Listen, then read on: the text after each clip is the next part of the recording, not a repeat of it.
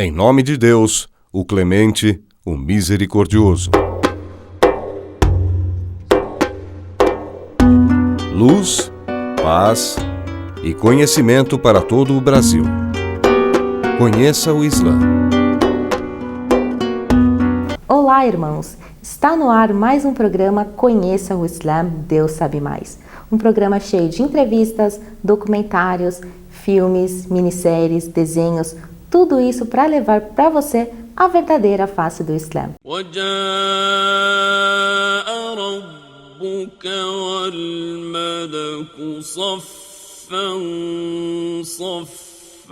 E teu Senhor chegar e os anjos em fileiras após fileiras.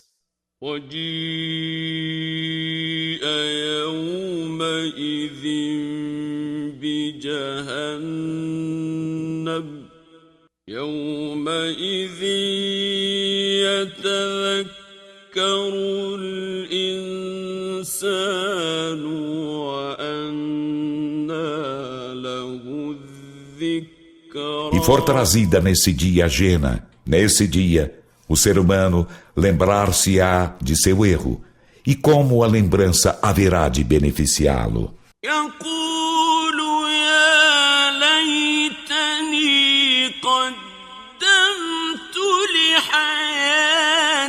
Dirá ele, quem dera houvesse eu antecipado as boas obras à minha vida.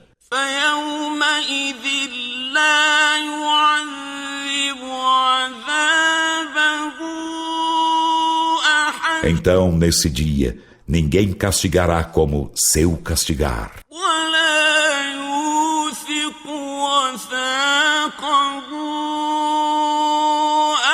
E ninguém acorrentará como seu acorrentar.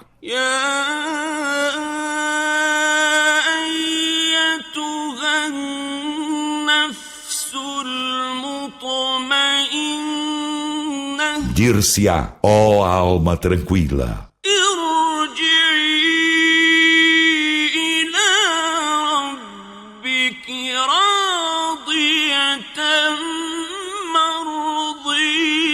retorna a teu Senhor, agradada e agradável. Então, entra para junto de meus servos. E entra em meu paraíso.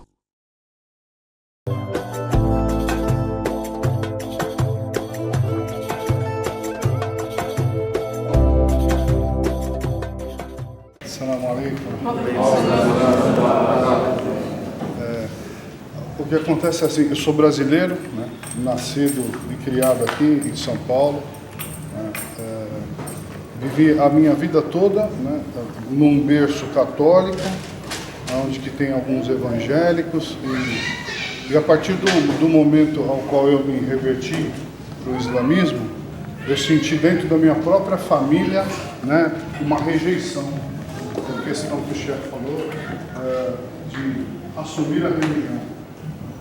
Que isso é uma coisa que graças a Deus, veio de mim, isso aí, eu ouvi o azan, eu senti uma coisa inenarrável, e aí eu perguntei para o meu amigo, mas como é isso? Traduz para mim o que é isso que eu estou ouvindo aqui, porque mudou alguma coisa em mim. Aí quando ele traduziu, né, eu quis entender mais, né, eu tinha muitos negócios com ele, 10 anos, a gente nunca falou de religião, e no meu berço católico, eu não admitia ajoelhar ou rezar para santo algum. Isso era de mim já interior também, né? E aí o que aconteceu? Quando eu comecei a entender aquilo, naquele mesmo dia, no final da noite, eu fiz a shahada, e fiz salat isha. Isso já faz uns 6 anos. E aí,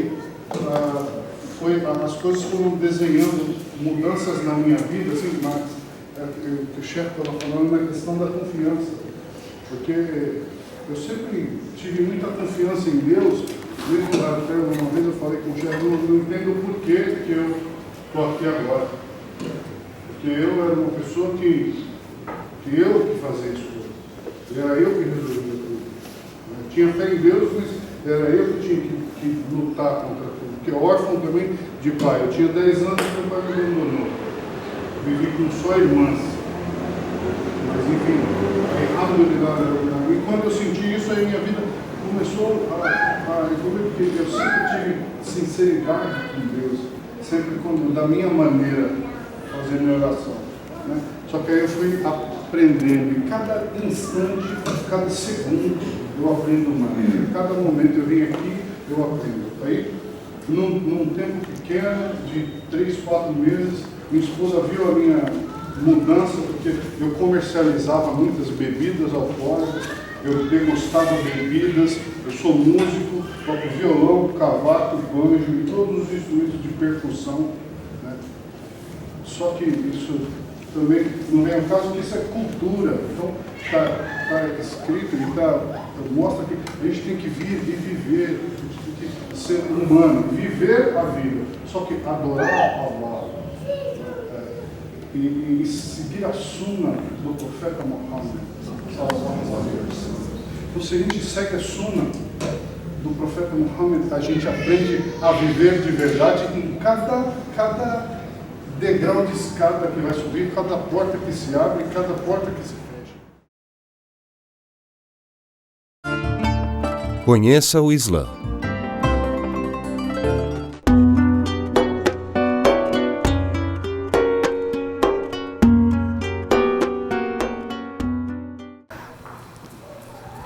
Então, a gente tem que se purificar para poder fazer essas coisas.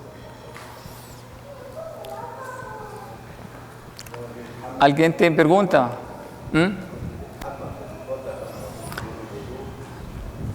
Não precisa fazer o wudu. É recomendável, não é obrigatório. Quando você entra para tomar um banho completo, obrigatório. É recomendável, antes de começar o seu banho, fazer o wudu. O que significa fazer o wudu? Você lava a sua boca, faz o wudu completo, depois você começa a tomar seu banho. Mas não é obrigatório, uma coisa recomendável. Agora, dentro do banho, você tem que lavar todas as partes. O cabelo inteiro, você tem que lavar as orelhas bem, levar o nariz, não deixa nenhum lugar sem água tocar. Isso no banho obrigatório. Aí quando você sai, inshallah, purificado, aí você pode rezar já, mesmo que você não faz ablução, porque a ablução já está incluso. Então, depende, se você, sem querer, de uma forma assim... A pessoa está lavando, ele está encostando. Então, fazer o melhor, claro.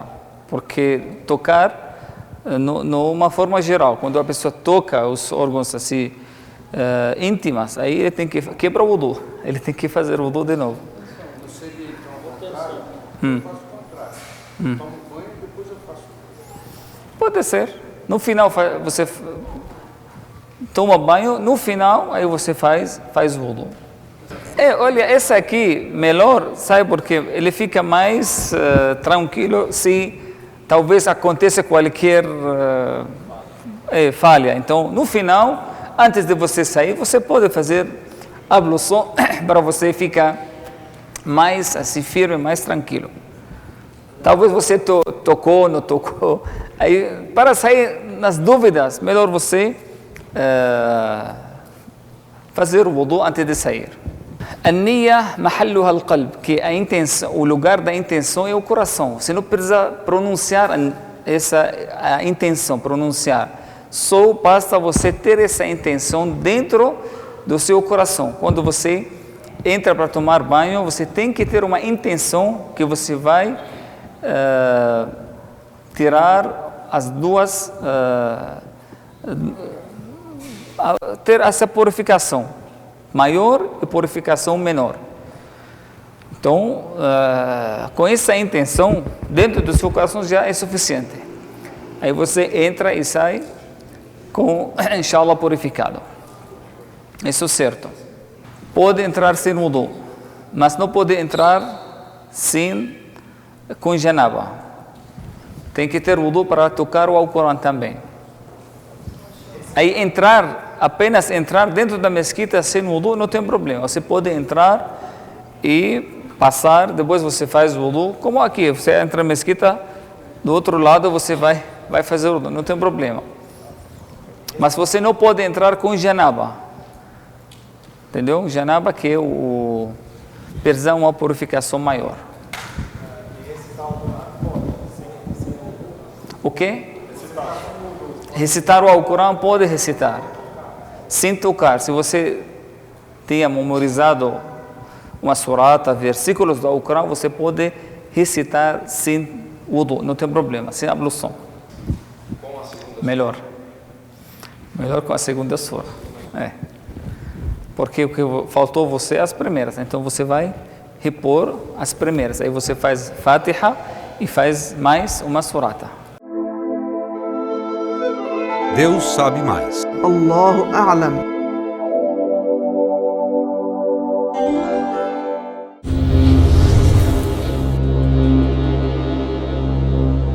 Daí a pessoa diz assim, o fumo, cigarro, tem mais provas que ele está mais próximo do ilícito do que desaconselhável. Daí o cara fala assim, é desaconselhável, uma carteira por dia é desaconselhável. Daí eu falo para ele, tá bom, há quantos 20 anos você fuma uma carteira por dia? Aquele desaconselhado, quando é repentino, é todo dia, é um vício, virou um haram. Só que todo mundo sabe os malefícios do cigarro. Não precisa explicar para alguém os malefícios do cigarro. Mas se fosse fácil largar, não tinha mais ninguém fumando.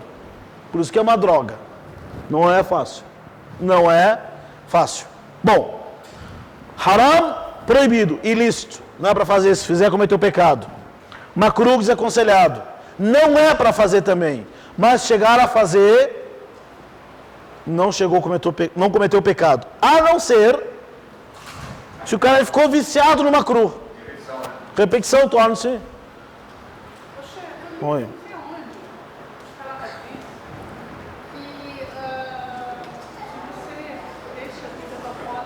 Como? Hadith que existe no Sahih al-Bukhari. Hadith de Abu Musa al-Ash'ari. E diz, quem perdeu Salat al-Asr, oração da tarde, é como se tivesse perdido toda a sua família.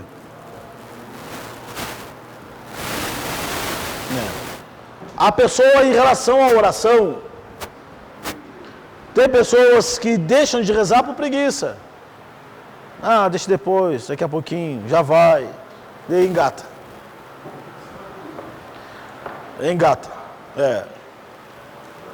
E a oração, assim como a pessoa ela se habitua a rezar, ela se habitua a não rezar. Questão de hábito. E a fé ela aumenta e diminui. Tem picos, tem altos e baixos. Ela oscila. Não. Se a pessoa diz assim, você não vai rezar? Eu disse, não rezo. Por quê? Não, porque eu não preciso rezar. Não acredito que tem que rezar. Se não reza, não quero rezar. E não quero nem saber de quem reza. Tem raiva de quem reza. Vai rezar? Não rezo. Por quê? Porque nunca rezei na minha vida, nem quero e nunca quero rezar. Jamais irei rezar. Essa pessoa não é muçulmana. Não é muçulmana. E diferente da pessoa perder, até a pessoa que perde sem motivos, por exemplo. Não tem motivo nenhum para fazer oração, perdeu.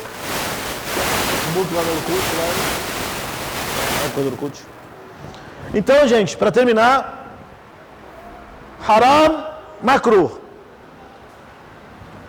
Se eu classificar agora, haram igual pecado. Se cometendo haram, vai chegar no pecado. Se uma cruz for repetido, chega ao pecado. Comer com a mão direita é permitido. Tá, recomendado. Agora vem, se a pessoa comeu com a mão esquerda, você vai dizer que é haram ou que é desaconselhado? E se eu quiser levar por haram? Só se a pessoa fala, cara, como com a mão esquerda? Ele fala, não vou comer com a mão esquerda. Cara, o profeta disse para comer com a mão esquerda. O que o profeta tem a ver com a minha vida? Eu como do jeito que eu quiser. É esse pergunta. É muçulmano? Um ato falho. Isso nos ajuda a nos policiar em não policiar as pessoas.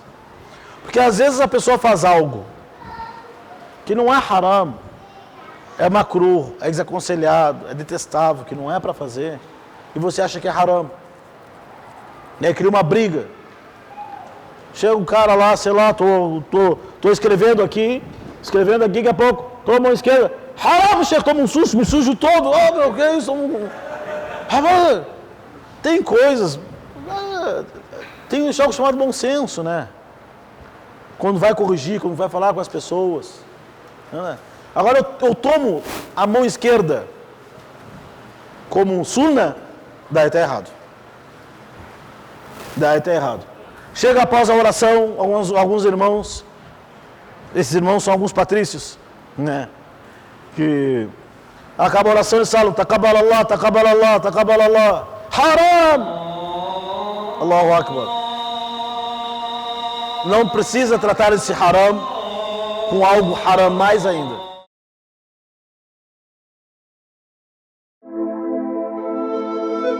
Deus sabe mais. Allahu A'lam.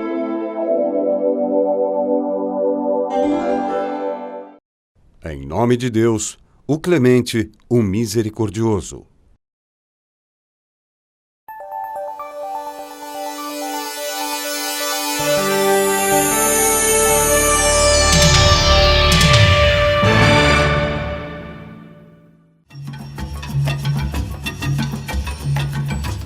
O milagre das formigas.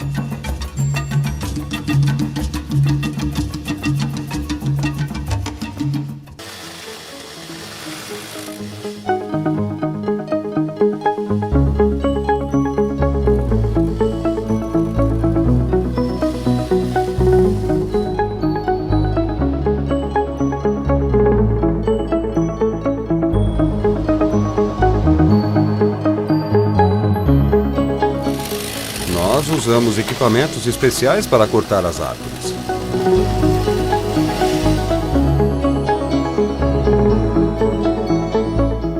Assim como as formigas fazem isso.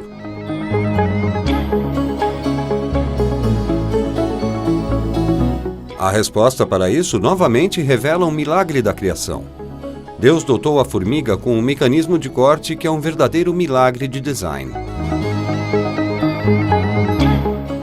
O mecanismo de corte é constituído por duas lâminas separadas. As lâminas são revestidas com zinco para torná-las extremamente afiadas.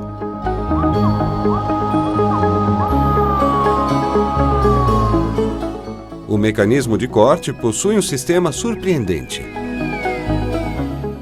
Um órgão especial sob a cabeça da formiga emite ondas sonoras de alta frequência. Essas são passadas pelas lâminas para a folha, a tornam mais frágil e fácil de cortar. O projeto desse sistema é bastante engenhoso.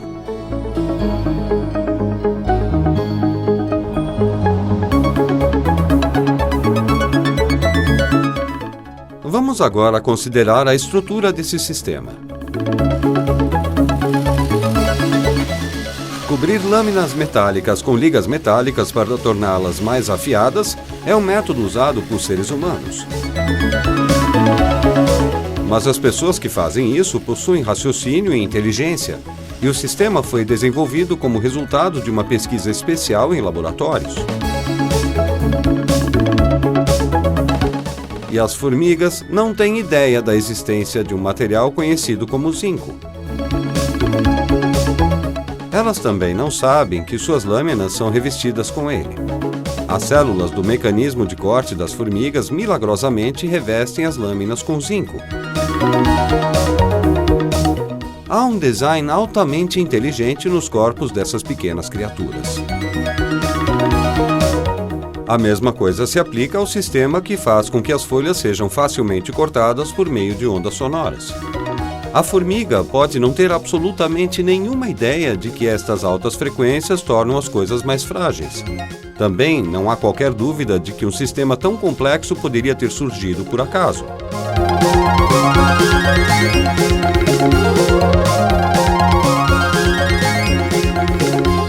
Existe apenas uma explicação para a existência de um sistema tão perfeito. O sistema foi criado de forma consciente. As formigas foram trazidas à existência por Deus, e o mecanismo de corte e todas as suas outras características lhes foram dadas por Ele. Isso é afirmado em um versículo do Alcorão. A onisciência do meu Senhor abrange tudo. Não meditais?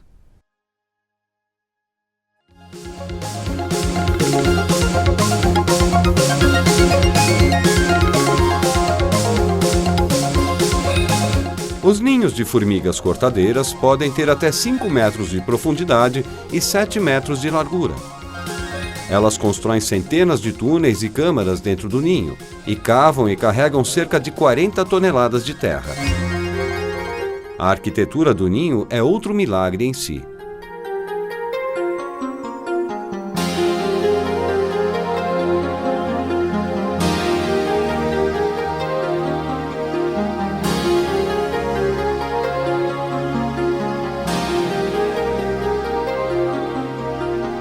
Mas as formigas não comem as folhas que elas cortam das árvores, porque elas se alimentam apenas de um tipo especial de fungo.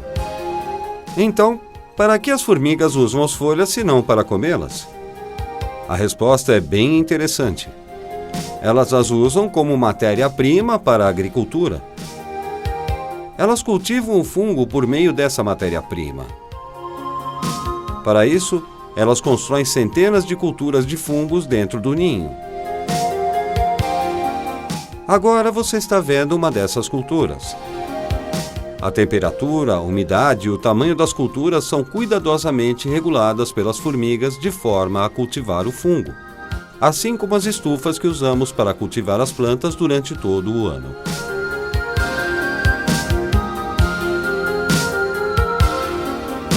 As formigas operárias entregam as folhas que cortaram para outras formigas que trabalham nas culturas. As formigas que as recebem desinfetam as folhas antes de começar a trabalhar. Há uma importante razão para isso. A entrada para o ninho de fungos estranhos, ou até mesmo bactérias, podem causar danos terríveis. Isso poderia significar uma epidemia em uma colônia de cerca de 500 mil formigas. No entanto, Deus criou um sistema muito especial para protegê-las do perigo. Uma substância com propriedades antissépticas é secretada a partir dos corpos das formigas. A formiga que vemos está desinfetando a superfície da folha com a sua boca. Como resultado desse processo, nenhuma bactéria será deixada sobre ela. E seus são todos aqueles que estão nos céus e na terra. Tudo lhe obedece.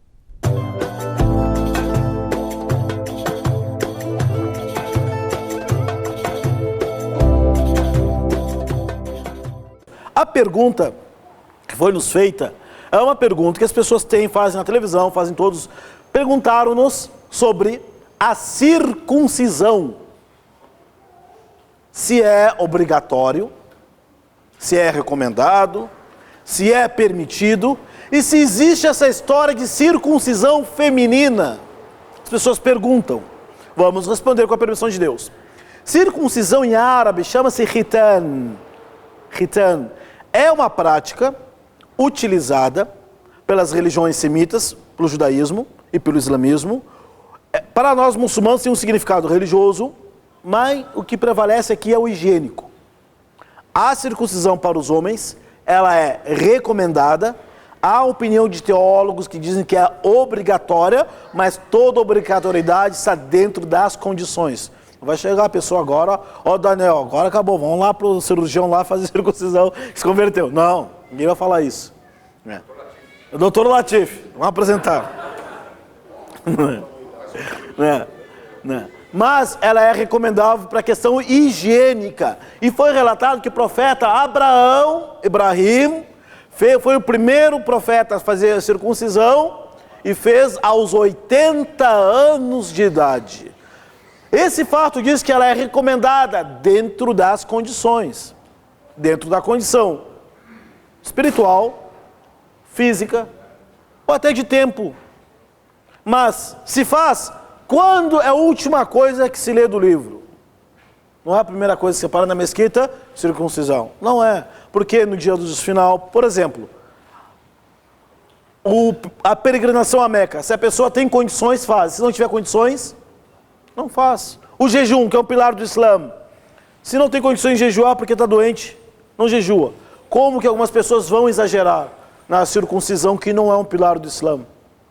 Se aquilo que é pilar do Islã, se não há condição, não faz.